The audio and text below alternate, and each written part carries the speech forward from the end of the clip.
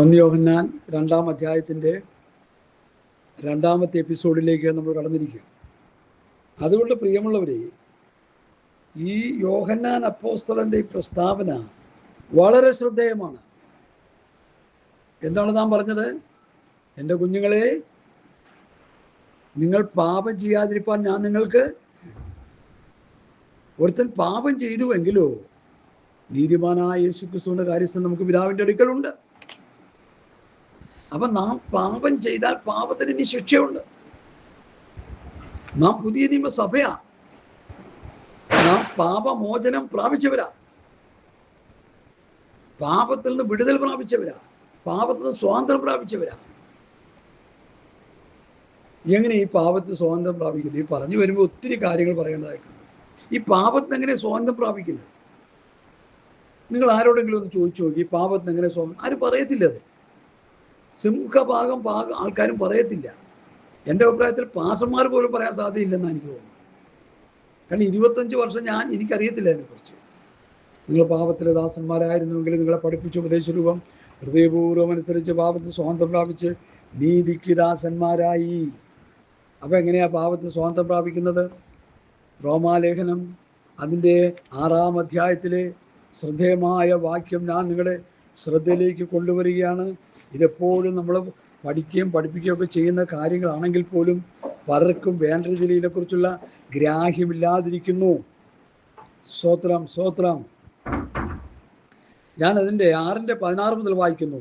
നിങ്ങൾ ദാസന്മാരായി അനുസരിപ്പാൻ നിങ്ങളെ തന്നെ സമർപ്പിക്കുകയും നിങ്ങൾ അനുസരിച്ച് പോരുകയും ചെയ്യുന്നതിന് ദാസന്മാരാകുന്നുവെന്ന് നിങ്ങൾ അറിയുന്നില്ലയോ? ഒന്നുകിൽ മരണത്തിനായി പാപത്തിൻ്റെ ദാസന്മാർ, അല്ലെങ്കിൽ നീതിക്കായി അനുസരണത്തിൻ്റെ ദാസന്മാർ തന്നെ. 2 ദാസത്വത്തെക്കുറിച്ച് പൗലോസ് ഇവിടെ പറയുക. ഒന്നുകിൽ പാപത്തിൻ്റെ ദാസൻ, അല്ലെങ്കിൽ മരണത്തിൻ്റെ ദാസൻ. നമ്മളെല്ലാവരും പാപത്തിൻ്റെ ദാസന്മാരായിരുന്നു. ആദാമ്യ പാപം നിമിത്തം മരിച്ച് നരകാഗ്നിയിലേക്ക് പോകേണ്ട പാപത്തിൻ്റെ ദാസന്മാരും ദാസ്യമാരും ആയിരുന്നുവെന്ന് ദൈവസഭയുടെ അതിശ്രേഷ്ഠ അപ്പോസ്തലൻ പഠിപ്പിക്കുക. ആ പഠനമാണ് എനിക്ക് കിട്ടിയത്. അതുകൊണ്ട് ഞാനിത് പറയുന്നത്. പൗലൂസിൻ്റെ ടീച്ചിങ്, പത്രോസ്, യോഹന്നാൻ, യാക്കോബ്, യൂദ, കർത്താവ്, ആദിമ അപ്പോസ്തലന്മാരും കർത്താവും പ്രവാചകന്മാരും പറഞ്ഞിരിക്കുന്ന വചനമാണ് നമ്മൾ പഠിക്കേണ്ടത്.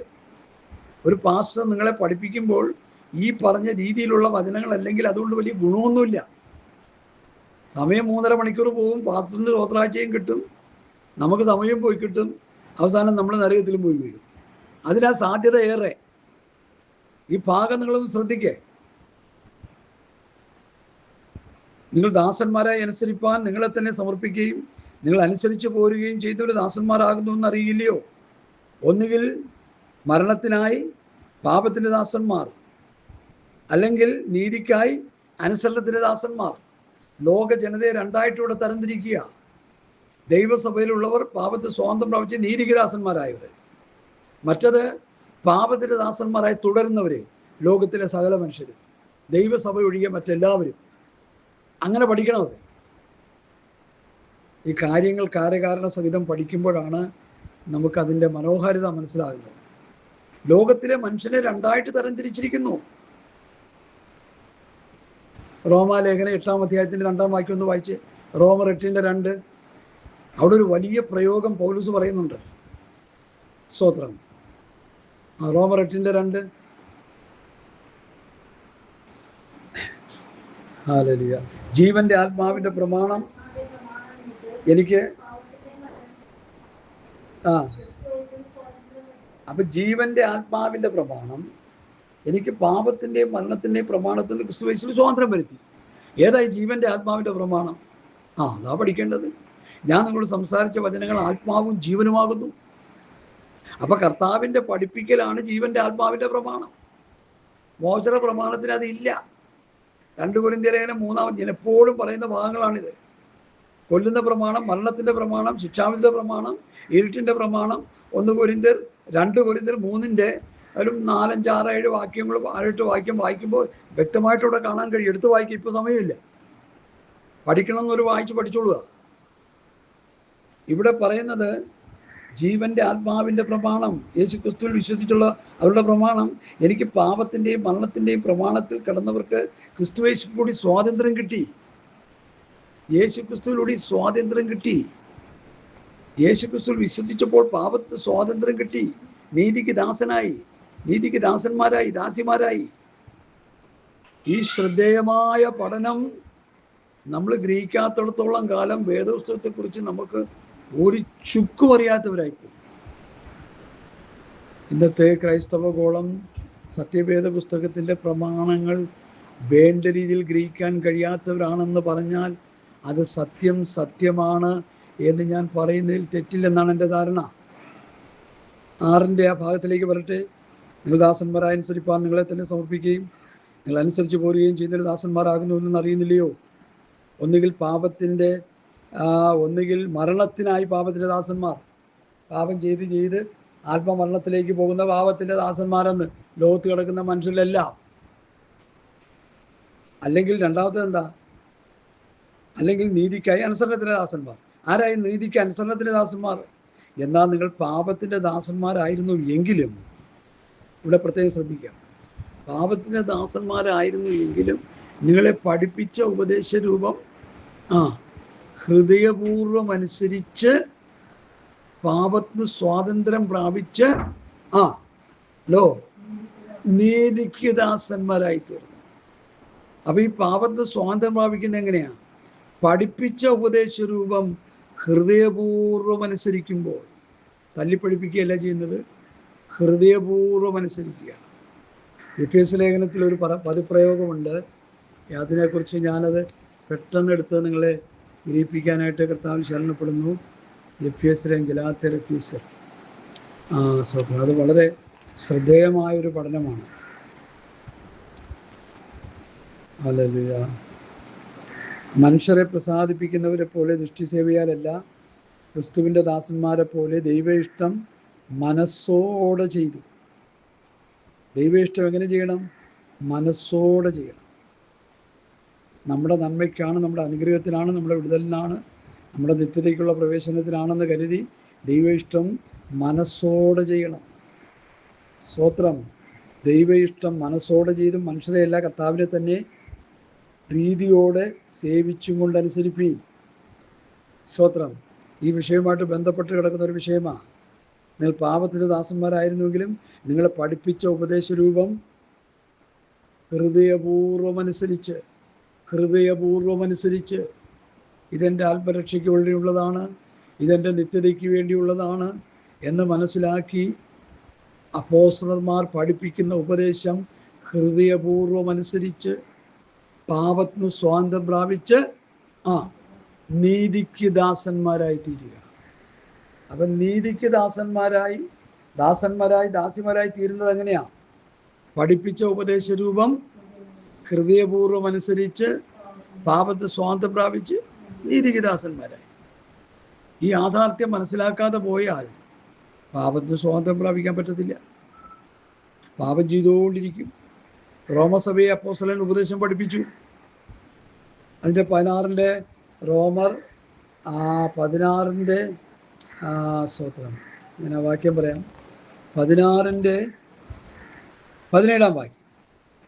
സഹോദരന്മാരെ, നിങ്ങൾ പഠിച്ച ഉപദേശത്തിന് വിപരീതമായി തന്ന പക്ഷങ്ങളെയും വൃക്ഷങ്ങളെയും ഉണ്ടാക്കുന്നവരെ സൂക്ഷിച്ചു കൊള്ളണമെന്ന് ഞാൻ നിങ്ങളെ പ്രബോധിപ്പിക്കുന്നു. ഇതൊക്കെ ആരാ ശ്രദ്ധിക്കുന്നത്?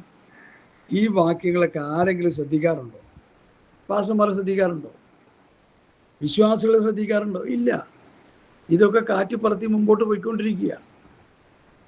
വലിയ മിറക്കൽ ക്രൂസേഡും വലിയ മെഗാ മീറ്റിങ്ങുകളും 1000 10,000 കൂടി വരുന്ന മീറ്റിങ്ങുകളൊക്കെ നടത്തി ഫണ്ട് റേസ് ചെയ്ത് പമ്പം പ്രൊജക്റ്റുകളുമായിട്ട് മുമ്പോട്ട് പോയിക്കൊണ്ടിരിക്കുക. കർത്താവിൻ്റെ പ്രത്യക്ഷതയിൽ കൈവിടപ്പെട്ടു പോയവരൊക്കെ യാതൊരു സംശയമില്ല കാര്യത്തിൽ. കാരണം പാപത്തിന് സ്വാതന്ത്ര്യം പ്രാപിച്ച് നീതിക്ക് ദാസന്മാരായി നീതി ചെയ്ത് വിശുദ്ധീകരണം പ്രാപിച്ചുകൊണ്ടിരിക്കുമ്പോഴാണ് തേജസ്കരണം കിട്ടുന്നത്. നീതീകരണം, വിശുദ്ധീകരണം, തേജസ്കരണം. റോമാലേഖനം പഠിപ്പിക്കുന്ന ഒരു ശ്രദ്ധേയമായ പഠനമാണ്. നീതീകരണം ദൈവത്തിൻ്റെ ഭാഗത്ത് നിന്ന് നമുക്ക് കിട്ടുന്നു, ഫ്രീ ആയിട്ട് കിട്ടുന്നു. യേശുക്രിസ്തുവിൽ വിശ്വസിക്കുമ്പോൾ കൊടും കുറ്റവാളിയായി പാപത്തിന് വിധിക്കപ്പെട്ട ഒരു വ്യക്തിക്ക് ക്രിസ്തുവിൽ വിശ്വസിച്ചു എന്ന കാരണത്താൽ അവനെ നീതിമാനായി പ്രഖ്യാപിക്കുന്നു. നീതീകരണം, വിശുദ്ധീകരണം ഒരായുസ് മുഴുവൻ നീതീകരണം പ്രാപിച്ച വ്യക്തി ചെയ്തുകൊണ്ടിരിക്കേണ്ടതാണ് വിശുദ്ധീകരണം. ആ റോമർ 6:19 ഒന്ന് വായിക്കാം. ഞാനത് വായിച്ച് കേൾപ്പിച്ച് തരാൻ വേണമെങ്കിൽ. നിങ്ങളുടെ ജഡത്തിൻ്റെ വിലയിൽ നിമിത്തം ഞാൻ മനുഷ്യരീതിയിൽ പറയുന്നു, നിങ്ങളുടെ അവയവങ്ങളെ അധർമ്മത്തിനായി അശുദ്ധിക്കും അധർമ്മത്തിനും അടിമകളാക്കി സമർപ്പിച്ചതുപോലെ ഇപ്പോൾ നിങ്ങളുടെ അവയവങ്ങളെ വിശുദ്ധീകരണത്തിനായി നീതിക്ക് അടിമകളാക്കി സമർപ്പിപ്പീൻ. അപ്പോൾ വിശുദ്ധീകരണം കിട്ടാനായിട്ട് എന്ത് ചെയ്യണം? പാപം ചെയ്തുകൊണ്ടിരുന്ന പഞ്ചേന്ദ്രിയങ്ങൾ നീതി ചെയ്യാനായിട്ട് സമർപ്പിക്കണം. നീതി ചെയ്യാനായിട്ട് സമർപ്പിക്കുമ്പോൾ കിട്ടുന്നതാണ് വിശുദ്ധീകരണം. ആ വിശുദ്ധീകരണത്തിൻ്റെ അന്തമാണ് നിത്യജീവൻ. പാപം ചെയ്തുകൊണ്ടിരിക്കുമ്പോൾ എന്ത് കിട്ടും? ലജ്ജ. അതിൻ്റെ അവസാനം മരണം. റോമർ 6:19 മുതൽ 21 വാക്യം നന്നായിട്ട് വായിച്ച് പഠിച്ചോണം, അപ്പോൾ ഇത് മനസ്സിലാവും. പാപം ചെയ്തുകൊണ്ടിരിക്കുമ്പോൾ ലജ്ജ, അതിൻ്റെ അവസാനം മരണം. നീതി ചെയ്തുകൊണ്ടിരിക്കുമ്പോൾ എന്ത് കിട്ടും? വിശുദ്ധീകരണം. അതിൻ്റെ അവസാനം നിത്യജീവൻ. ഇത് പൗലൂസിൻ്റെ ശ്രദ്ധേയമായൊരു പഠനമാണ്. ഇത് നമ്മൾ നന്നായിട്ട് മനസ്സിലാക്കണം. ഇതൊക്കെ വളരെ സ്തോത്രം ശ്രദ്ധിച്ച് ആത്മാവിൽ പഠിക്കേണ്ട വിഷയങ്ങളാണ്. അങ്ങോട്ടും ഇങ്ങോട്ടും ഒക്കെ ഇത് തിരിഞ്ഞു പോകും. സ്തോത്രം.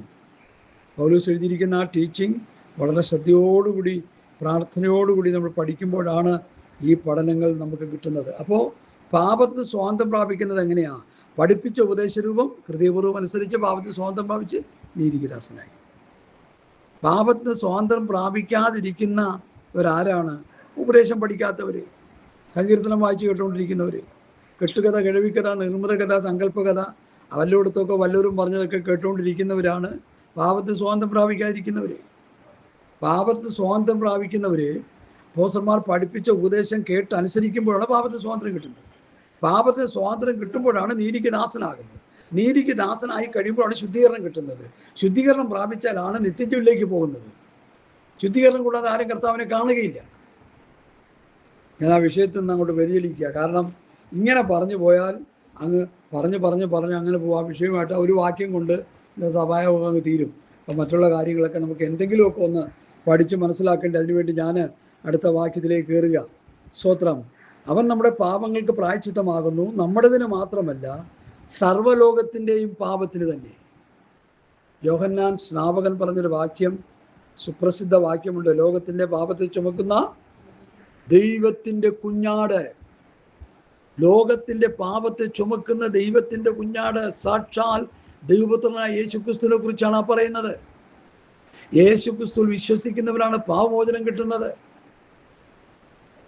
പാപമോചനം പ്രാപിച്ചവൻ പിതാവിൻ്റെയും പുത്രൻ്റെയും പരിശുദ്ധാത്മാവിൻ്റെയും നാമത്തിൽ യേശുക്രിസ്തുവിനോട് ചേരുന്ന, ക്രിസ്തുവിനെ ധരിക്കുന്ന, സ്നാനപ്പെടുന്നു. സ്നാനപ്പെട്ടിട്ട് എന്ത് ചെയ്യുന്നു?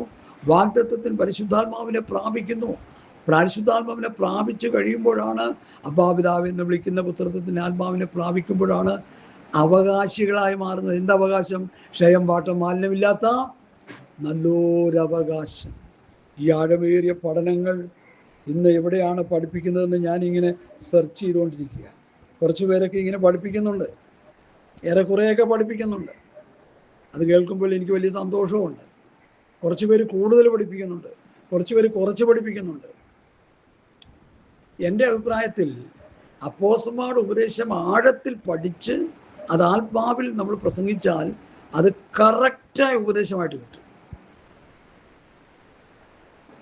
നീ നിന്നെ സൂക്ഷിക്കാൻ ഉപദേശം സൂക്ഷിക്കുക, അങ്ങനെ ചെയ്താൽ നീ നിൻ്റെയും നിന്റെ പ്രസംഗം കേൾക്കുന്ന ഒരു രക്ഷിക്കുക. അപ്പോൾ പ്രസംഗം എന്തായിരിക്കണം? ഉപദേശം. സത്യവചനത്തെ യഥാർത്ഥമായി പ്രസംഗിക്കുക, അതാ പ്രസംഗം. കഥ പറച്ചിലും കെട്ടുകഥയും കിഴവിക്കഥ, നിർമ്മിത കഥ, സങ്കല്പകഥ കണ്ട ചപ്പും ചവറും പറഞ്ഞ് കേൾപ്പിക്കുന്ന നല്ല പ്രസംഗം. ഒരുത്തൻ പ്രസംഗിക്കുന്നെങ്കിൽ ദൈവത്തിൻ്റെ അരുളപ്പാട് സംസാരിക്കുന്ന പോലെ പത്രോസ് പറയുന്നു, എൻ്റെ വചനങ്ങളുടെ പ്രസംഗം ജ്ഞാനത്തിൻ്റെ വശീകരണ വാക്കുകളല്ല, ആത്മാവിൻ്റെ ശക്തിയുടെയും പ്രദർശനമത്രേ. അപ്പോൾ പരിശുദ്ധാത്മാവിൽ നിറഞ്ഞ ആത്മശക്തിയോടെയാണ് പ്രസംഗിക്കേണ്ടത്. സത്യവചനത്തെയാണ് പ്രസംഗിക്കേണ്ടത്. നമുക്ക് വായി വരുന്നത് മനസ്സിൽ തോന്നുന്നതൊക്കെ പ്രസംഗിച്ചാൽ അതൊന്നും പ്രസംഗമാകത്തില്ല. ഇന്നത്തെ പ്രസംഗപീഠങ്ങളിൽ നിന്ന് കേൾക്കുന്ന പല പ്രസംഗങ്ങളും കേട്ടിട്ട് ഞാൻ ഞെട്ടിത്തരിച്ചിരിക്കുക. എൻ്റെ ദൈവമേ, ഇതിൻ്റെ പരിണിത ഫലം ഇത് കേൾക്കുന്ന വിശ്വാസികൾ അഗ്നിപ്പൊയ്കയിലേക്ക് പോകുമല്ലോ എന്ന് ഓർത്തൊരു പേടി എനിക്കുള്ള, വേറെ ഒരു പേടിയില്ല. പ്രസംഗിക്കുന്നവൻ്റെ കീശ വീർക്കുന്നുണ്ട്. ഗൂഗിൾ വഴിയായും മറ്റു വഴിയായിട്ടൊക്കെ ബാങ്കിൽ ഇഷ്ടം പോലെ വരുന്നുണ്ട്. പക്ഷേ രണ്ടു കൂട്ടരും നാശത്തിലേക്ക് പോകുമെന്ന് ഓർക്കുമ്പോഴാണ് ഹൃദയത്തിൽ വല്ലാത്ത നോവ്, വേദന, സങ്കടം. അതുകൊണ്ട് ശുശ്രൂഷാ വൃന്ദങ്ങളോട് ഇതിനിടയ്ക്ക് ഞാനൊന്ന് പറയുക, സത്യവചനത്തെ യഥാർത്ഥമായി പ്രസംഗിക്കുക. പത്യവചനം, പത്യോപദേശം പ്രസംഗിക്കുക. കർത്താവായ യേശുക്രിസ്തുവിൻ്റെ പത്യവചനവും ഭക്തിക്കൊത്ത് ഉപദേശവും പ്രസംഗിക്കുക. കർത്താവും അപ്പോസ്തലന്മാരും പറഞ്ഞു വെച്ചിരിക്കുന്ന പ്രസംഗങ്ങൾ പ്രസംഗിക്കുക. അവർക്ക് നമുക്ക് തന്നിരിക്കുന്ന ഉപദേശം പ്രസംഗിക്കുക. ദൈവസഭയുടെ ഉപദേശം പ്രസംഗിക്കുക. ലേഖനങ്ങളിലൂടെ നമുക്ക് തന്നിരിക്കുന്ന ഉപദേശങ്ങൾ പ്രസംഗിക്കുക. കഴിഞ്ഞ ദിവസം ഇടയലേഖനത്തിനെ കുറിച്ച് ഒന്ന് രണ്ട് ചെറിയ മെസ്സേജ് ഞാൻ ചെയ്തു. അതൊന്നും എനിക്ക് തൃപ്തിയായില്ല. കാരണം ആഴമേറിയ സത്യങ്ങൾ പിന്നെയും കിടപ്പുണ്ട്. അത് സന്ദർഭോചിതമായിട്ട് പിന്നെ അതിനെക്കുറിച്ച് ശുശ്രൂഷിക്കണമെന്ന് ഹൃദയത്തിൽ പ്രേരണയുണ്ട്. പോട്ടെ. അപ്പോൾ പാപത്ത് സ്വാതന്ത്ര്യം പ്രാപിച്ച് നീതിക്ക് ദാസന്മാരായി നീതി ചെയ്യുമ്പോഴാണ് യഥാർത്ഥ ദൈവദാസന്മാരായി ദൈവദാസിമാരായി തീരുന്നത്. അല്ലാത്തടത്തോളം പറഞ്ഞുകൊണ്ട് നടക്കാം, ഞാനൊരു ദൈവദാസൻ, ഞാനൊരു പാസ്റ്റർ, ഞാനൊരു പാസ്റ്ററി എന്നൊക്കെ പറഞ്ഞിങ്ങനെ നടക്കാം. ഇപ്പോൾ പാസ്റ്റർമാർ ഇഷ്ടം പോലെ ഉണ്ടല്ലോ, പെൺപാസ്റ്റർമാർ ഇഷ്ടം പോലെ കിടപ്പുണ്ട്. സ്തോത്രം. അതൊക്കെ വചനവിരുദ്ധമാണെന്ന് ഞാൻ ഒറ്റ വാക്കിൽ പറഞ്ഞു വിടട്ടെ. സംശയമുള്ളവർ എൻ്റെ നമ്പറിൽ വിളിച്ച് ചോദിക്കാം. ഉചിതമായ മറുപടി നിങ്ങൾക്ക് വചനത്തിലൂടെ തരുന്നതായിരിക്കും. സ്തോത്രം. അടുത്ത നമ്മൾ വാക്യത്തിലേക്ക് വരുന്നു. വായിക്കാം. 3-ാം വാക്യം വായിക്കാം.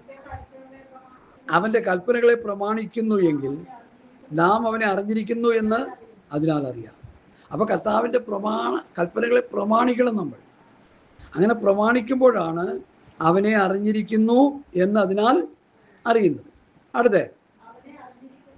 അവനെ അറിഞ്ഞിരിക്കുന്നു എന്ന് പറയുകയും അവൻ്റെ കൽപ്പനകളെ പ്രമാണിക്കാതിരിക്കുകയും ചെയ്യുന്നവൻ കള്ളനാകും. കള്ളന്മാരായത് കൂടുതൽ. പെന്തക്കോസ് കോളത്തിൽ കൂടുതൽ കള്ളന്മാരും കള്ളികളുമാണ്. കാരണം എന്താ? ഞാനല്ല പറയുന്നത്, യോഹന്നാൻ അപ്പോസ്തലൻ. അവനെ അറിഞ്ഞിരിക്കുന്നു എന്ന് പറയുകയും അവൻ്റെ കൽപ്പനകളെ പ്രമാണിക്കാതിരിക്കുകയും ചെയ്തവൻ കള്ളനാകുന്നു, സത്യം അവനിലില്ല. കർത്താവിൻ്റെ കൽപ്പന പഠിപ്പിക്കാതെ മോശയുടെ കൽപ്പന പഠിപ്പിച്ചുകൊണ്ടിരിക്കുക, മോശയെക്കുറിച്ച് പ്രസംഗിച്ചുകൊണ്ടിരിക്കുക, സങ്കീർത്തനം പാടിക്കൊണ്ടിരിക്കുക. സങ്കീർത്തനാളിൽ സ്തുതികളാലും എന്ന് എഴുതിയിരിക്കുന്ന ആ സങ്കീർത്തനമല്ല, അത് അന്യഭാഷയിൽ പറയുന്നതിനാണ് സങ്കീർത്തനം എന്ന് അവിടെ പറയുന്നത്. പഴയ നിയമ വിശുദ്ധന്മാർ പഠിപ്പിച്ച പഠനം അതാ. 150 സങ്കീർത്തനത്തിൽ ഒരു സങ്കീർത്തനം വായിച്ച് പഠിപ്പിച്ചാലേ സങ്കീർത്തനം ആവുള്ളൂ എന്നൊന്നും ചിന്തിക്കരുത്. അത് അബദ്ധമാണ്, അത് പോഷ്കാണ്. സങ്കീർത്തനം നമ്മൾ ബുദ്ധിപുരുഷമായിട്ട് ശക്തിയോടെ പ്രസംഗിക്കുന്നവരാണ് ഞങ്ങൾ. അതിനൊന്നും യാതൊരു മയവും ഇല്ല,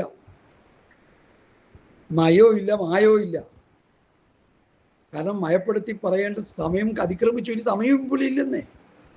മയപ്പെടുത്തി സോപ്പ്, സൂപ്പ്, സാൽവേഷൻ എന്ന പോലെ സാൽവേഷൻ ആർമിക്കാർ പറയുന്ന പോലെ പറഞ്ഞുകൊണ്ടിരിക്കാനുള്ള സമയമൊന്നുമില്ല. മായവും ഇല്ല. മയമില്ലാതെ പറഞ്ഞ് ജനത്തെ വചനം ഗ്രഹിപ്പിക്കാൻ ശ്രമിക്കുകയാണ്. കർത്താവ് കണ്ടവരൊക്കെ ഇത് ഗ്രഹിക്കും, അവരൊക്കെ ഇത് കേട്ട് മാനസാന്തരപ്പെടും, കർത്താവിൻ്റെ വരവിന് വേണ്ടി ഒരുങ്ങും. അല്ലാത്തവരെ കുറിച്ച് എനിക്കൊന്നും പറയാനില്ല. ഹല്ലേലൂയ. അവനെ അറിഞ്ഞിരിക്കുന്നു എന്ന് പറയുകയും എൻ്റെ കൽപ്പനകളെ പ്രമാണിക്കാതിരിക്കുകയും ചെയ്യുന്നവൻ കള്ളനാകുന്നു. 3 കള്ളന്മാരെ കുറിച്ചാണ് ഇവിടെ പറയുന്നത്. യോഹന്നാൻ അപ്പോസ്തലൻ പറയുന്നു 3 കള്ളന്മാരെ. സ്വത്രം. ആരൊക്കെ 3 കള്ളന്മാർ? നമുക്കതൊന്ന് പഠിക്കണ്ടേ? 3 കള്ളന്മാരുണ്ട് ഇതിൽ. ഹല്ലേലൂയ. സ്തോത്രം.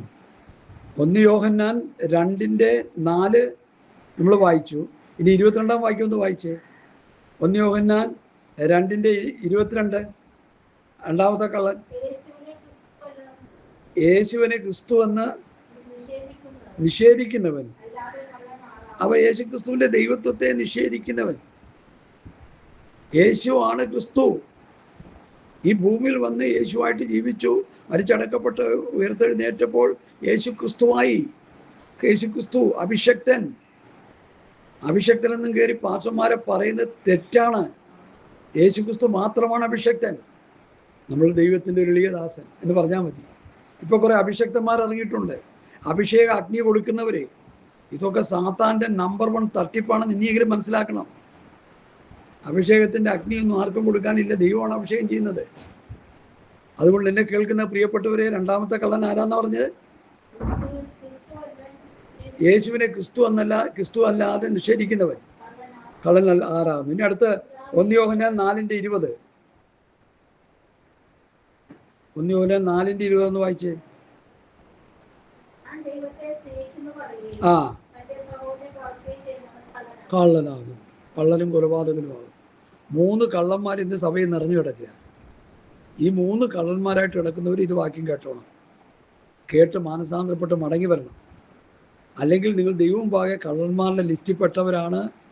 അവസാനം നിങ്ങൾ ദൈവരാജ്യത്തിൽ നിന്ന് പുറത്താക്കപ്പെടും. പിന്നെ പറഞ്ഞിട്ട് കഥയില്ല. സ്തോത്രം. അടുത്ത 5-ാം വാക്യത്തിലേക്ക് ഞാൻ വരുന്നു. സമയം പെട്ടെന്ന് പോകുന്നുണ്ട്. എന്നാൽ ആരെങ്കിലും അവൻ്റെ വചനം പ്രമാണിക്കുന്നുവെങ്കിൽ അവനിൽ ദൈവസ്നേഹം വാസ്തവമായി തികഞ്ഞിരിക്കുന്നു. നാം അവനിൽ ഇരിക്കുന്നുവെന്ന് ഇതിനാണ് നമുക്ക്. അപ്പോൾ ആരെങ്കിലും തൻ്റെ വചനം പ്രമാണിക്കുന്നുവെങ്കിൽ അവനിൽ ദൈവസ്നേഹം വാസ്തവമായി തികഞ്ഞിരിക്കുന്നു. അപ്പോൾ വചനം പ്രമാണിക്കുന്നില്ലെങ്കിൽ ദൈവസ്നേഹമില്ല, വെറും അഭിനയങ്ങൾ മാത്രമേ ഉള്ളൂ. ഇന്ന് ദൈവസ്നേഹമില്ലാത്ത വിശ്വാസികളെ കൊണ്ട് ഭൂമി നിറഞ്ഞു കിടക്കുക. വേറൊരു ഭാഗത്ത് യോഹന്നാൻ അപ്പോസ്തലൻ തന്നെ പറയുന്നുണ്ട്, എന്നെ സ്നേഹിക്കുന്നവൻ എൻ്റെ വചനം പ്രമാണിക്കും. കർത്താവിനെ സ്നേഹിക്കുന്നവൻ വചനം പ്രമാണിക്കുന്നവനാണ്. വചനം പ്രമാണിക്കാത്തവന് മറ്റുള്ളവരെ സ്നേഹിക്കാൻ കഴിയില്ല. ഇന്നത്തെ കാലഘട്ടം അങ്ങനെ ഒരു കാലഘട്ടമായി മാറി. അതുകൊണ്ട് ഈ ശബ്ദം കേൾക്കുന്ന പ്രിയപ്പെട്ടവരെ, നമ്മൾ കർത്താവിനെ സ്നേഹിക്കുകയും തമ്മിൽ സ്നേഹിക്കുകയും ചെയ്യുന്നവരായി തീരണം. സ്തോത്രം. അടുത്ത 6-ാമത്തെ വാക്യം, അവനിൽ വസിക്കുന്നു എന്ന് പറയുന്നവൻ അവൻ നടന്നതുപോലെ നടക്കേണ്ടതാകും. അവനിൽ വസിക്കുക, ദൈവത്തിൽ വസിക്കുക. അവനിൽ വസിക്കുക എന്ന് പറഞ്ഞതിൻ്റെ അർത്ഥം എന്താ? ദൈവവചനം അനുസരിച്ച് ജീവിക്കുക. അത് അവനിൽ വസിക്കുക എന്ന് പറഞ്ഞു. യോഹന്നാൻ്റെ സുവിശേഷം 15-ാം അധ്യായം എടുക്കാം. യോഹന്നാൻ്റെ സുവിശേഷം 15-ാം അധ്യായം വാസം എന്നുള്ള വിഷയത്തെക്കുറിച്ച് പറയുമ്പോൾ അത് ആ ഭാഗം നമുക്ക് നന്നായിട്ട് ഒന്ന് മനസ്സിലാക്കിയാൽ കാര്യങ്ങൾ ഏറെക്കുറെ നമുക്ക് ഗ്രഹിക്കാൻ കഴിയുമെന്നാണ് ഞാൻ വിശ്വസിക്കുന്നത്. ഞാൻ സാക്ഷാൽ മന്ത്രിവള്ളി എൻ്റെ പിതാവ് തോട്ടക്കാരനുമാകുന്നു. എന്നിൽ കായ്ക്കാത്ത കൊമ്പൊക്കെ അവൻ നീക്കിക്കളയുന്നു. കായ്ക്കുന്നതൊക്കെ അധികം ഫലം കായ്ക്കേണ്ടതിന് ചെത്തി വെടിപ്പാക്കുന്നു. ഞാൻ നിങ്ങളോട് സംസാരിച്ച വചനം നിമിത്തം നിങ്ങളിപ്പോൾ ശുദ്ധിയുള്ളവരാകുന്നു. എന്നിൽ വസിപ്പീൻ, ഞാൻ നിങ്ങളിലും വസിക്കും. കൊമ്പിന് മുന്തിരിവള്ളിയിൽ വസിച്ചിട്ടല്ലാതെ സ്വയമായി കായ്പാൻ കഴിയാത്തതുപോലെ എന്നിൽ വസിച്ചിട്ടല്ലാതെ നിങ്ങൾക്ക് കഴിയുകയില്ല. ഞാൻ മുന്തിരിവള്ളിയും നിങ്ങൾ കൊമ്പുകളുമാകുന്നു. ഒരുത്തൻ എന്നിലും ഞാൻ അവനിലും വസിക്കുന്നുവെങ്കിൽ അവൻ വളരെ ഫലം കായ്ക്കും. എന്നെ പിരിഞ്ഞ് നിങ്ങൾക്കൊന്നും ചെയ്യുവാൻ കഴിയുകയില്ല. ഇന്ന് ക്രിസ്തുവിനെ പിരിഞ്ഞാണ് പലരും പലതും ചെയ്തുകൊണ്ടിരിക്കുന്നത്. എന്നിൽ വസിക്കാത്തവനൊരു കൊമ്പ് പോലെ പുറത്ത് കളഞ്ഞിട്ട് അവൻ ഉണങ്ങിപ്പോകുന്നു. ആ വക ചേർത്ത് തീയിലിടുന്നു, അത് വെന്തു പോകും. നിങ്ങൾ എന്നിലും എൻ്റെ വചനം നിങ്ങളിലും വസിച്ചാൽ നിങ്ങൾ ഇച്ഛിക്കുന്നത് എന്തെങ്കിലും അപേക്ഷിപ്പീൻ, അത് നിങ്ങൾക്ക് കിട്ടും. ഈ വാക്യങ്ങൾ വളരെ ശ്രദ്ധേയമാണ്. നമ്മളെങ്ങനെയാണ് കർത്താവിൽ വസിക്കുന്നത്? കർത്താവ് എങ്ങനെയാണ് നമ്മളിൽ വസിക്കുന്നത്? 5-ാം വാക്യം വായിച്ചാൽ മതി. ഞാൻ മുന്തിരിവള്ളിയും നിങ്ങൾ കൊമ്പുകളുമാകും. ഒരുത്തൻ എന്നിലും ഞാൻ അവനിലും വസിക്കുന്നു എങ്കിൽ അവൻ വളരെ ഫലം കായ്ക്കും. 7-ാമത്തെ വാക്യം, നിങ്ങൾ എന്നിലും എൻ്റെ വചനം നിങ്ങളിലും വസിച്ചാൽ. അതാണ് അങ്ങോട്ടുള്ള വാസം. നാം കർത്താവിൽ വസിക്കുന്നു, കർത്താവിൻ്റെ വചനം നമ്മിൽ വസിക്കുന്നു. കർത്താവിൻ്റെ വചനത്തിൽ നമ്മൾ വസിക്കുമ്പോൾ കർത്താവ് നമ്മിൽ വസിക്കുക, നാം കർത്താവിൽ വസിക്കുക. ഇന്ന് ആരെങ്കിലും അത് ചെയ്യാറുണ്ടോ? വചനത്തേക്ക് കാറ്റിപ്പറത്തി മുമ്പോട്ട് പോകുന്നൊരു തലമുറയായി ഇന്ന്. എസ്പെഷ്യലി ഇന്നത്തെ ന്യൂ ജനറേഷൻ. അവർക്ക് വചനമായിട്ട് യാതൊരു ബന്ധവുമില്ല. കുറേ ഇളക്കപ്പെരുക്കം മാത്രമേ ഉള്ളൂ. അതിന് ഓശാന പാടി കൊടുക്കാനായിട്ട് കുറേ പേര്. അതുകൊണ്ട് ദൈവവചനത്തിൻ്റെ ഉപദേശങ്ങൾ പഠിച്ചനുസരിച്ച് ജീവിച്ചില്ലെങ്കിൽ ഈ യുദ്ധം ചെയ്യുമ്പോൾ ഇറാനും അമേരിക്ക അങ്ങോട്ടും ഇങ്ങോട്ടും പറയുന്നൊരു പദമുണ്ട്, കനത്ത വില കൊടുക്കേണ്ടി വരും. ഞങ്ങളുടെ 4 പേരെ കൊന്നുകൊണ്ട് US കനത്ത വില നൽകേണ്ടി വരും. US-ൻ്റെ ഒരു പട്ടാളക്കാരൻ മരിച്ചു കഴിയുമ്പോൾ ട്രംപ് പറയും ഇറാൻ കനത്ത വില കൊടുക്കേണ്ടി വരും. അതിലോകത്തിലെ കാര്യങ്ങളാണ്. പക്ഷെ എനിക്ക് പറയാനുള്ളത്, സ്തോത്രം, നിങ്ങൾ എന്നിലും എൻ്റെ വചനം നിങ്ങളിലും വസിക്കുക. ഒരുത്തൻ എന്നിലും അവൻ എന്നിലും വസിക്കുന്നുവെങ്കിൽ വളരെ ഫലം കായ്ക്കും. ഈ വാസം നമ്മളിൽ ഇല്ലാതെ പോയാൽ കനത്ത നഷ്ടം നമുക്ക് സംഭവിക്കും. കർത്താവ് നമ്മിൽ വസിക്കണം, കർത്താവിൻ്റെ വചനം നമ്മിൽ വസിക്കണം. അതുകൊണ്ടാണ് എപ്പോഴും പറയുന്നത് പുതിയ നിയമം വായിക്കണം, പഠിക്കണം, ധ്യാനിക്കണം എന്ന് പറയുന്നതിൻ്റെ കാര്യം അതാ. കർത്താവ് കൽപ്പിച്ച വചനങ്ങളിലാണ് ജീവനുള്ളത്. ഞാൻ ഇവിടെ സംസാരിച്ച വചനങ്ങൾ ആത്മാവും ജീവനുമാകുന്നു. ഈ ആത്മാവും ജീവനുമാകുന്ന വചനം നമ്മളിൽ വസിക്കണം, നമ്മളിൽ വസിക്കണം, നമ്മളിൽ വസിക്കണം. മോശയുടെ പ്രമാണമല്ല വസിക്കേണ്ടത്. മോശയുടെ പ്രമാണം വസിക്കുന്നവരാണ് കോടതിയും കേസും വഴക്കുമായിട്ട് നടക്കുന്നത്, തമ്മിൽ തല്ലുന്നത്. ജനറൽ കൺവെൻഷൻ കഴിഞ്ഞാൽ കൂട്ട അടി നടത്തുന്നത് അവരാ. അയാളെ മോശയുടെ പ്രമാണത്തിൽ എല്ലാം ചെയ്യാം, അടിക്കാൻ, വെട്ടാൻ, കുത്താൻ എല്ലാം ചെയ്യാം. മത്തായി 5 മോശയുടെ പ്രമാണത്തെ തിരുത്തി കർത്താവിൻ്റെ പ്രമാണം സ്ഥാപിക്കുന്നത് ഈ പ്രിയപ്പെട്ടവർ ആരും അറിഞ്ഞില്ല. ഗിരിപ്രഭാഷണം വായിച്ച് പഠിക്കുകയും പഠിപ്പിക്കുകയും ചെയ്താലേ അത് മനസ്സിലാവൂ. ഗിരിപ്രഭാഷണം സഭയിൽ പഠിപ്പിക്കണം. ഗിരിപ്രഭാഷണം സഭയിൽ ക്ലാസ്സുകൾ എടുത്ത് പഠിപ്പിക്കണം. 1 കൊരിന്ത്യർ ലേഖനം 15-ാം അധ്യായം സഭയെ പഠിപ്പിക്കണം. ചത്ത് മലന്ന് മൂക്കിൽ പഞ്ഞിയും വെച്ച്, പിന്നെ വായും കെട്ടി, ചെവിയിലും പഞ്ഞു കുത്തിക്കയറ്റി, മൂക്കിലും പഞ്ഞു കുത്തിക്കയറ്റി, വായും താടിയും കൂടി അടക്കി കെട്ടി, കൈ രണ്ടും കൂട്ടിക്കെട്ടി, കാല് രണ്ടും കൂട്ടിക്കെട്ടി, പെട്ടിടുള്ളിൽ ഇടിച്ച് നിറച്ച് കൊണ്ടുവന്ന് വെച്ച് കുറേ പൂക്കളൊക്കെ വാരി വെതറി വെച്ചിട്ടാണ് 1 കൊരിന്ത്യർ ലേഖനം 15-ാം അധ്യായം പഠിപ്പിക്കുന്നത്. എന്ത് ഗുണം അതുകൊണ്ട്? എത്രയോ നാളുകളായത് പറഞ്ഞുകൊണ്ടിരിക്കുന്നു. സങ്കീർത്തന പുസ്തകമൊക്കെ അങ്ങോട്ട് നിർത്തിയിട്ട് 1 കൊരിന്ത്യർ ലേഖനം 15-ാം അധ്യായവും മരണാനന്തര ജീവിതവും ഉയർപ്പും സ്വത്രം രൂപാന്തര ശരീരവും പാപത്തിൽ നിന്നുള്ള മോചനവും അപ്പോസ്തലന്മാരുടെ ഉപദേശം കൃത്യമായിട്ട് അങ്ങോട്ടൊന്ന് പഠിപ്പിച്ചു നോക്കിയ വിശ്വാസികൾ നന്നാവുമെന്നറിയാം. ഇനി വിശ്വാസി നന്നാകാതെ കിടക്കുന്നതിൻ്റെ പ്രധാന കാരണം പാസ്റ്റർമാർ പുതിയ നിയമം വിശ്വാസികളെ പഠിപ്പിക്കുന്നില്ല. അവർ പഠിപ്പിക്കുന്നില്ല, പഠിപ്പിക്കുന്നുമില്ല.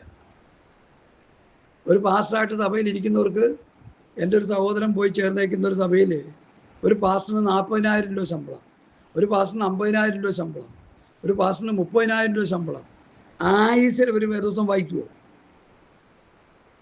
ഇവർ 1001 പ്രസംഗം ഉള്ളൊരു പ്രസംഗത്തിൻ്റെ ഒരു ബുക്കുണ്ട്. ഞാൻ മുമ്പ് നിന്നൊരു പാസ്റ്റർ എന്നോട് പറയുമായിരുന്നു, ആ പുസ്തകം വായിച്ചോളാം, എനിക്ക് എൻ്റെ ആവശ്യമില്ല. ആ ഗതികെട്ട അവസ്ഥ എനിക്ക് വന്നിട്ടില്ല. പലവരും എഴുതി വെച്ചേക്കുന്ന പ്രസംഗങ്ങൾ വായിച്ചെടുത്ത് അതും വെറും പൊട്ടത്തരങ്ങളൊക്കെയാണ് പലരും എഴുതി വെച്ചേക്കുന്നത്. കുറേ ഒത്തുവാക്യങ്ങളൊക്കെ കിട്ടും, ഇല്ലെന്ന് ഞാൻ പറയുന്നില്ല. അത് നോക്കി പ്രസംഗിക്കാനുള്ളവരല്ല നമ്മൾ. എൻ്റെ വചനങ്ങളുടെ പ്രസംഗവും ജ്ഞാനത്തിൻ്റെ വശീകരണ വാക്കുകളിലല്ല, ആത്മാവിൻ്റെയും ശക്തിയുടെയും പ്രദർശനം. സത്യവചനത്തെയാണ് നമ്മൾ പ്രസംഗിക്കേണ്ടത്. പലയിടത്തും വല്ലവരും പ്രസംഗിച്ച് തേഞ്ഞ പ്രസംഗങ്ങളൊന്നും അല്ല നമ്മൾ പ്രസംഗിക്കേണ്ടത്. പൗലൂസിൻ്റെ പ്രസംഗം കിടപ്പുണ്ട്, പത്രോസിൻ്റെ പ്രസംഗം കിടപ്പുണ്ട്, സ്തേഫാനോസിൻ്റെ പ്രസംഗം കിടപ്പുണ്ട്, ഫിലിപ്പോസിൻ്റെ പ്രസംഗം കിടപ്പുണ്ട്. ഭക്തന്മാരുടെ പല പ്രസംഗങ്ങളും പുസ്തകത്തിലുണ്ട്. എന്തിനേറെ പറയുന്നു, വാക്കിനാൽ ലേഖനത്താൽ തന്ന പ്രമാണം ഉപദേശങ്ങളായി കിടപ്പുണ്ട്. അത് പ്രസംഗിക്കണം. സഭയിൽ ഉപദേശം പ്രസംഗിക്കണം. അപ്പോഴാണ് ഈ വിഷയങ്ങളൊക്കെ അവർക്ക് കിട്ടുന്നത്. 15-ാം അധ്യായം സഭയിൽ പഠിപ്പിക്കാറുണ്ടോ? അങ്ങനെ പഠിപ്പിച്ചു കഴിഞ്ഞാൽ എങ്ങനെയാണ് നാം കർത്താവിൽ വസിക്കുന്നത്, കർത്താവ് നമ്മിൽ എങ്ങനെയാണ് വസിക്കുന്നതെന്ന് അവർക്ക് കിട്ടത്തില്ലേ അറിവ്? അത് കിട്ടാതിരിക്കുന്നതിൻ്റെ കാര്യം എന്താ? വചനത്തിൻ്റെ വെളിപ്പാടുകൾ ജനത്തിന് കിട്ടുന്നില്ല. പ്രിയമുള്ളവരെ, പുതിയ ഉപദേശം ചവിട്ടുകൊട്ടയിലേക്ക് എറിഞ്ഞു കളഞ്ഞിരിക്കുക പലരും. പണ്ടൊരു പാസ്റ്റർ പുതിയ നിയമം പ്രസംഗിക്കാനായിട്ട് തുടങ്ങിയപ്പോൾ ഇവിടെ കേരളത്തിലെ ഏറ്റവും വലിയ പ്രസ്ഥാനമോ, പേരൊന്നും ഞാൻ പറയുന്നില്ല, പേര് പറഞ്ഞ് നാണക്കെടുത്താൻ ആഗ്രഹിക്കുന്നില്ല. അവർ പറഞ്ഞ എന്താണെന്നറിയോ? ഞങ്ങളാണ് സങ്കീർത്തനം വായിക്കാനായിട്ടൊരു നിയമം ഉണ്ടാക്കി വെച്ചിരിക്കുന്നത്, അത് പാസ്റ്റർ അനുസരിച്ചാൽ മതി. അതനുസരിച്ചില്ലെങ്കിൽ പാസ്റ്റർ ഞങ്ങളുടെ പ്രസ്ഥാനത്ത് നിന്ന് എടുത്ത് തോട്ടിക്കളയും. വില 10, 10,000, 20,000, 30,000 കിട്ടുന്നുണ്ട്. അത് കിട്ടിയ കഞ്ഞൂടി മുട്ടത്തില്ലേ? ഈ പുതിയ നിയമം പ്രസംഗിക്കാനുള്ള ആർജവമോ അതിനുള്ള കരുത്തോ അതിനുള്ള ശക്തിയോ അതിനുള്ള വചന വെളിപ്പാടോ അതിനുള്ള ആത്മനിറവോ ഉണ്ടോ? ഉണ്ടെങ്കിൽ അത് പ്രസംഗിക്കണം. സംഘടന തോട്ടിക്കളഞ്ഞാൽ ദൈവം എടുത്ത് കളയത്തില്ലെന്ന് വിശ്വസിക്കണം. അങ്ങനെ എത്രയോ പേര് സംഘടനയിൽ ബന്ധിച്ചിട്ടേക്കെന്ന് എനിക്കറിയാം, നന്നായിട്ടറിയാം. പേര് സഹിതം എനിക്കറിയാം, പറയാൻ താല്പര്യപ്പെടുന്നില്ല. അതുകൊണ്ട് പ്രിയമുള്ളവരെ, കർത്താവ് എങ്ങനെയാണ് നമ്മിൽ വസിക്കുന്നത്, നാം എങ്ങനെയാണ് കർത്താവിൽ വസിക്കുന്നതെന്ന് യോഹന്നാൻ അപ്പോസ്തലനും യോഹന്നാൻ്റെ സുവിശേഷവും യോഹന്നാൻ്റെ ലേഖനവും വളരെ മനോഹരമായ നിലയിൽ പഠിപ്പിക്കുന്നുണ്ട്. അതൊന്നും പഠിക്കാതെ ആവശ്യമില്ലാത്ത കാര്യങ്ങളൊക്കെ ജനത്തെ പറഞ്ഞ് പഠിപ്പിച്ച് ആത്മീയമായി നശിപ്പിച്ച് നിത്യാഗ്നിയിലേക്ക് തള്ളിക്കളയുന്നവരാണ് ഈ ബഹുഭൂരിപക്ഷം ശുശ്രൂഷകന്മാരെന്ന് പറഞ്ഞാൽ അത് സത്യം സത്യം സത്യമാണ്. ഇത് കേട്ട് ആരെങ്കിലും മാനസാന്തരപ്പെട്ട് മടങ്ങി വരുന്നെങ്കിൽ ഏറ്റവും അനുഗ്രഹം. ഹല്ലേലൂയ. അടുത്ത വാക്യത്തിലേക്ക് വരാം. 7-ാം വാക്യം. ആ ആ ഇവിടെ യോഹന്നാൻ പറയുന്നത്, പ്രിയമുള്ളവരെ, പുതിയൊരു കൽപ്പനയല്ല, ആദ്യം മുതൽ നിങ്ങൾക്കുള്ള പഴയ കൽപ്പന അത്രേ ഞാൻ നിങ്ങൾക്ക് എഴുതുന്നത്. ആ പഴയ കൽപ്പന നിങ്ങൾ കേട്ട വചനം തന്നെ. അതെന്തായി പറയുന്നത് ആ വിഷയത്തെക്കുറിച്ച്? ഇതിൻ്റെ 2-ാം അധ്യായത്തിൻ്റെ 24-ാം വാക്യം ഒന്ന് വായിച്ചേ.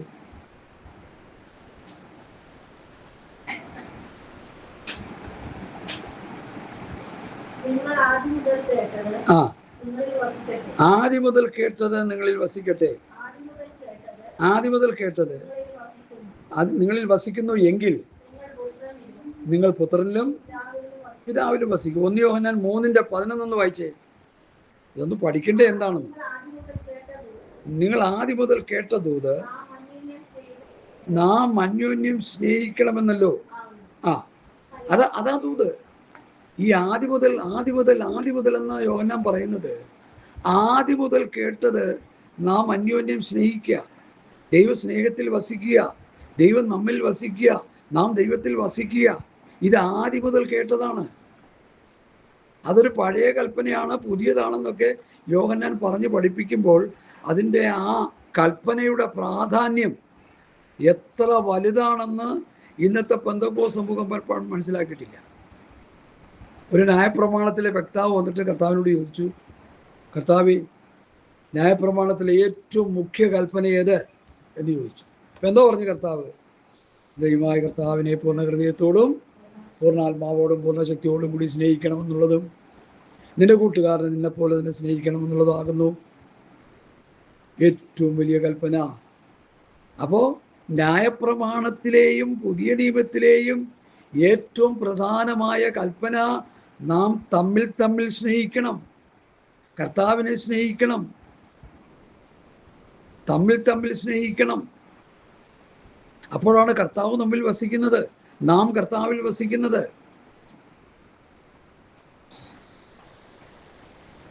യോഹന്നാൻ 5-ാം അധ്യായത്തിൽ 1 വാക്യം ഞാൻ വായിക്കുന്നു, യേശുവിനെ ക്രിസ്തു എന്ന് വിശ്വസിക്കുന്നവൻ എല്ലാം ദൈവത്തിൽ നിന്ന് ജനിച്ചിരിക്കുന്നു. ജനിപ്പിച്ചവനെ സ്നേഹിക്കുന്നവനെല്ലാം അവനിൽ നിന്ന് ജനിച്ചവനെയും സ്നേഹിക്കുന്നു. നാം ദൈവത്തെ സ്നേഹിച്ച് അവൻ്റെ കൽപ്പനകളെ അനുസരിച്ച് നടക്കുമ്പോൾ ദൈവമക്കളെ സ്നേഹിക്കുന്നു എന്ന് നമുക്കിതിനാൽ അറിയാം. 1 യോഹന്നാൻ 5:1-2 വാക്യങ്ങൾ. ഈ യോഹന്നാൻ അപ്പോസ്തലൻ സ്നേഹത്തിൻ്റെ അപ്പോസ്തലനായിട്ട് വേദപണ്ഡിതന്മാർ പഠിപ്പിക്കുന്നുണ്ട്. യേശുവിൻ്റെ മാറിൽ ചാരിയിരുന്നവനായിട്ട് വേദപണ്ഡിതന്മാർ പഠിപ്പിക്കുന്നുണ്ട്. ഇതിനൊക്കെ വലിയ അർത്ഥങ്ങളുണ്ട്. സ്തോത്രം. അതുകൊണ്ട് എന്നെ കേൾക്കുന്ന പ്രിയപ്പെട്ടവരെ,